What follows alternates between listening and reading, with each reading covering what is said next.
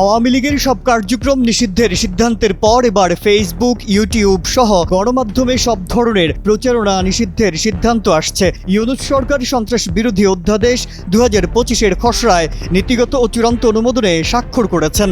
সন্ত্রাস বিরোধী অধ্যাদেশ অনুমোদন প্রসঙ্গ তুলে ধরে ফেসবুকে একটি পোস্ট দিয়েছেন যুব ও ক্রীড়া উপদেষ্টা আসিফ মাহমুদ সজীব ভূঁইয়া।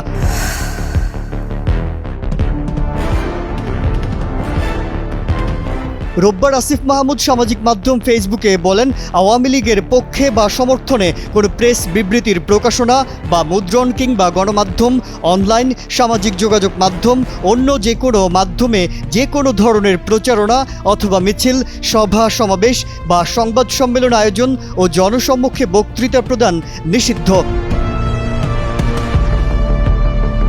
এদিকে আগামীকাল সোমবার এ বিষয়ে গ্যাজেট প্রকাশ করা হবে বলে জানিয়েছেন প্রধান উপদেষ্টার প্রেস সচিব শফিকুল আলম। বলেন, এই সংশোধনীর মাধ্যমে এখন থেকে সন্ত্রাসী কার্যকলাপে জড়িত রাজনৈতিক দলসহ যে কোনো সত্তার কার্যক্রম আইনের আওতায় নিষিদ্ধ হতে পারে।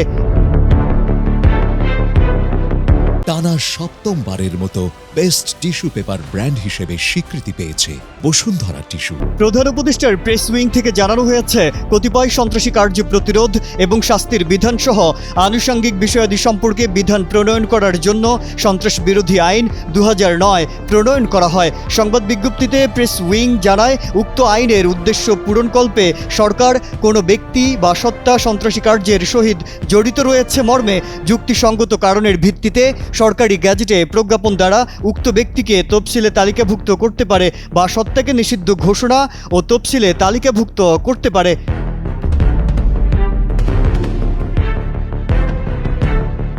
তবে বর্তমানে আইনে কোনো সত্তার কার্যক্রম নিষিদ্ধকরণের বিষয়ে কোনো বিধান নেই। সন্ত্রাস বিরোধী আইন 2009-কে সময় উপযোগী করে সংশোধন প্রয়োজন।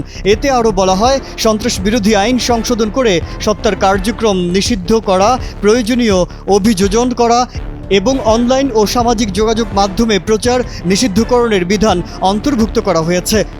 সংশোধনীটি অধ্যাদেশ আকারে জারি করা হতে পারে। মাজহারুল আলম, কালের কণ্ঠ।